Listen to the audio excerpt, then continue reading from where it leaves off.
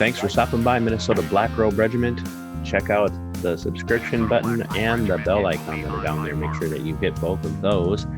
And as you watch this video, like, comment, and share. I really love to get feedback.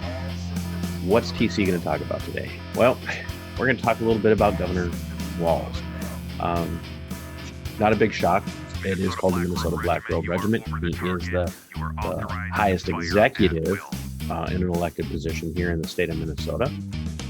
Doesn't make him in control of everything, just makes him the highest elected executive here in the state of Minnesota.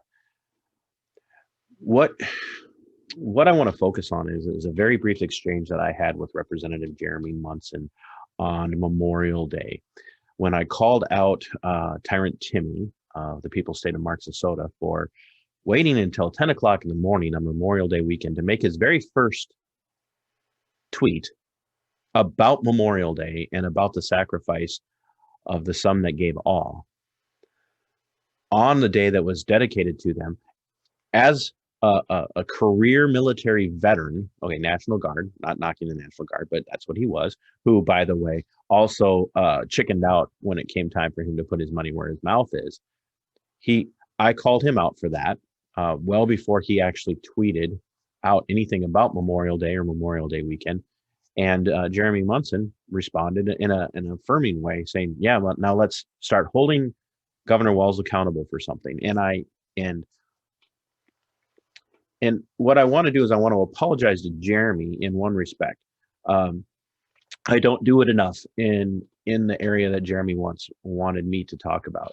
And I'm not saying Jeremy's like, "Oh, hey, TC, you need to talk about this on your channel." I don't think that's what he was saying, but he was right in that we should be talking about this. And here's what it is. I got to keep drinking coffee. What is the subject that Jeremy brought up that I think people have just failed to remember? And I've known this, and I didn't bring it up in the past because I didn't know how important it was to me personally. But the point that Jeremy made was this: the governor has not lifted any restrictions, by the way. So we know that a couple of weeks ago, the governor announced a plan wherein he was going to end the restrictions. Basically, by the 1st of June, he was going to end the mask date by July 1st. Flipped the script on that, ended the mask date a month and a half ahead of time. I've talked about this many times in the last couple of weeks, but he didn't really lift anything. Okay, he just turned the dials. Like, this is Governor Walz's whole thing right now. I'm going to turn the dials. Right, he's been talking about this for a year. We're gonna adjust the dials. We're going to make these adjustments. And in the video where I talked about this being an electioneering power play by Governor Walz, because governors who are leftists in positions where they're relatively protected by their metro voting bloating, that might be the right word, by the metro voting bloc. People who, as Joe Souchere says on Garage Logic constantly, the closer you get to in the nation's tallest buildings, the more leftists, the more crazy, if you will, people get. I'm not saying that everybody on the left suffers from a mental disorder. That's not my point yet. But Governor Walz, even though he's protected by that left-leaning Marxist voting bloc in the Twin Cities, in Duluth, in Rochester, he's protected in those metro areas, in those urban areas, because he's got these people wrapped around his finger, because they despise anything that's libertarian. They despise anything that's constitutional or republic minded. They despise anything about personal responsibility, and they want nothing but government control and handouts for everything. And so he promises to maintain that cycle for them, to that ramping up. But he also knows he doesn't have a snowball's chance in hell of regaining his seat or keeping his position going into the 2022 election in November if he keeps the state on a perpetual state of lockdown. What he hasn't done, though, he hasn't rescinded or relinquished his power grab with the peacetime emergency orders. Okay, he has not relinquished the emergency peacetime status that he has seized for himself. All of the powers, all of the executive orders that he used to establish all of this are all in place still. They're all in place. We're not off of lockdown. We're not locked down right now, but he could tomorrow. He could, before this video ever plays for you on YouTube, before you ever watch this video, he could have already decided, oh, we're not getting the kind of compliance we need on the COOF jabs, so we're going to put the COOF restrictions back in place. And how is he going to do that? He's going to do it because he hasn't relinquished his peacetime executive authority. He is still reserved for himself the ability to legislate as an executive, which is a complete violation of the Constitution of the United States. It's a violation of the Constitution of the state of Minnesota, and it's a violation of Minnesota state statutes. He doesn't have the ability to legislate, to make law, and that's what he's done. And we see that because in his executive orders, when I order this, if you violate this, then you can be fined. It will be a misdemeanor. It will be this, it'll be that, or this will be a gross misdemeanor, and you can face this much time in jail or prison, and you can face this large of a fine, this kind of punitive financial repercussions. He hasn't relinquished any of those. He has not given up his peacetime emergency executive order powers. He's refused to relinquish them. Why? Because he's got to stay in control. Look, people, you don't have your freedom, as I said in the video, the last video that I did, in my comment to someone. If you say you got your freedom back, you don't have freedom, you have permission.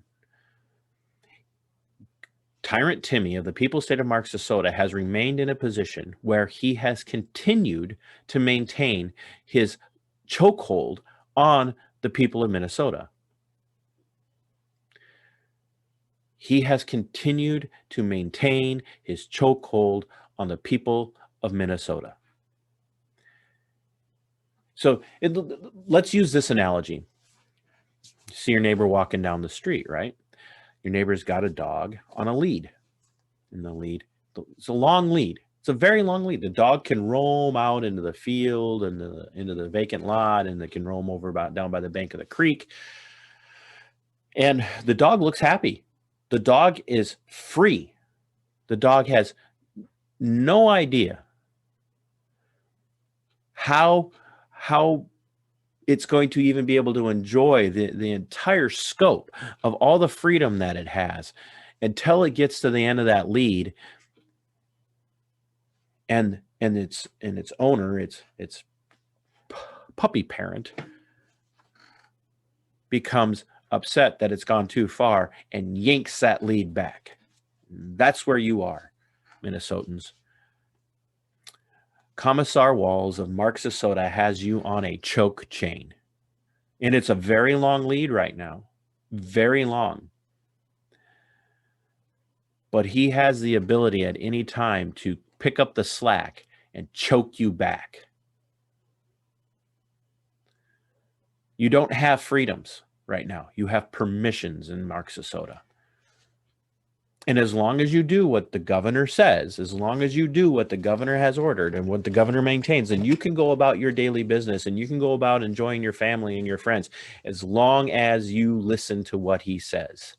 As long as you do what he says. Get the COOF jab. Make sure that you're doing this. Make sure you're doing that. Oh, new variant. Choke! Back in place. Sit, Ubu, sit. Good dog. Sit, Minnesota, sit. Good dogs. And so Representative Munson is 100% correct. The people of Minnesota need to rise up and demand through their local legislators, through their city councils, through their county boards, through their representatives.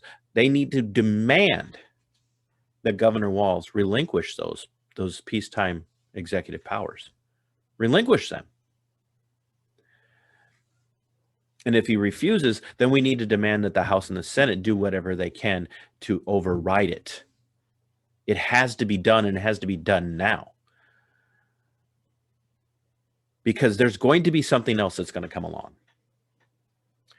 Governor Walz has not stopped. This is a calculated power play on his part. He's doing this to get reelected, but he will snap that chain back.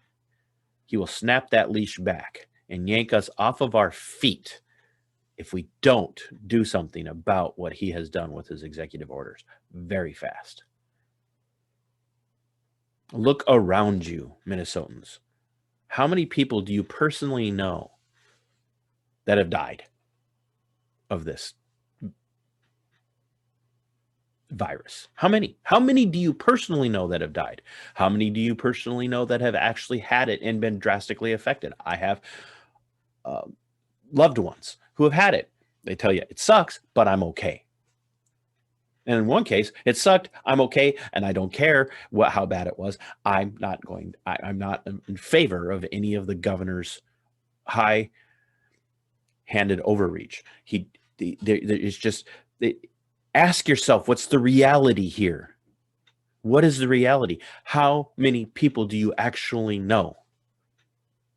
I think I live and work in the Rochester, Minnesota area, okay?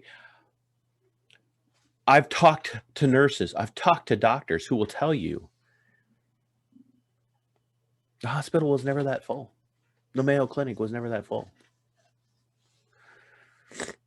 The last time I had to go into the Mayo Clinic, their entire screening process has been whittled down to, are you sick? No. Even Mayo Clinic knows.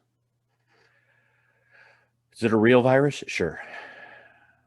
Is the governor's reaction to it legitimate? Nope.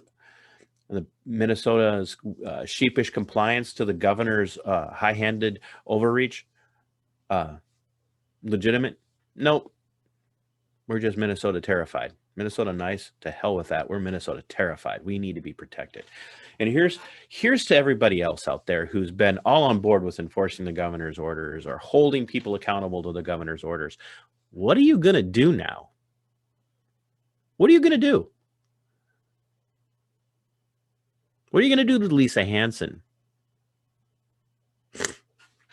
Sure, I said the orders haven't been technically lifted, but all that stuff's out of place. All these other businesses that went along to get along, yeah, sure, they they've earned the right, to stay open, and now they're back at full swing. But what about the other businesses that have been destroyed? What about the people's lives that have been destroyed because you've tried to discipline them or you've tried to hold them accountable for things that just literally had, one, no effect, two, are gone. They're gone now. They're gone. They're literally gone. Lisa Hansen's life is being destroyed by an upstart who now has no backing. Larvita McFarquhar, the attacks on her.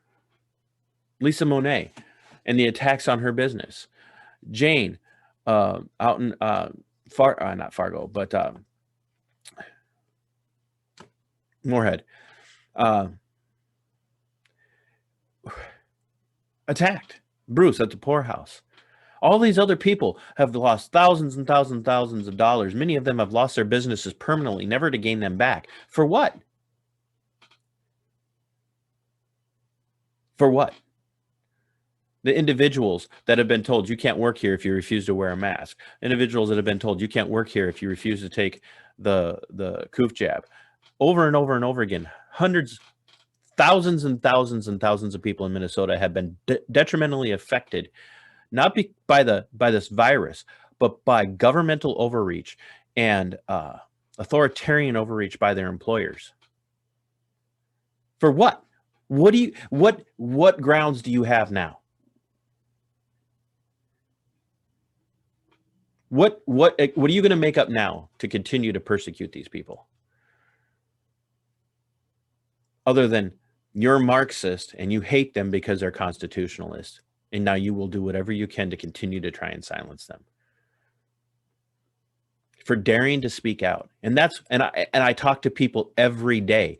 I get messages every day from people. TC, you don't know what I'm going through. My employer is doing this to me.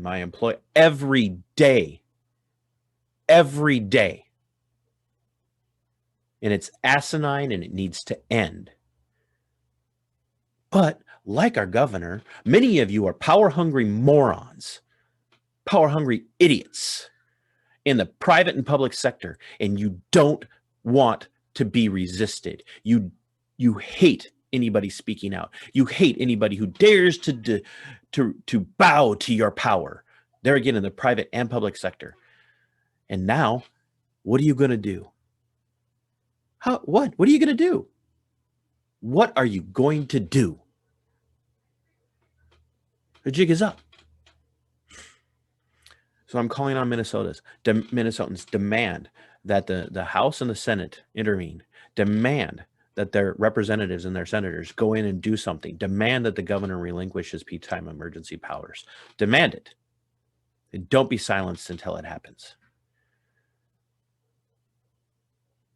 And if you know people that are being persecuted for being outspoken, you need to back them up. That's what being a patriot is all about. Until next time, forget being safe.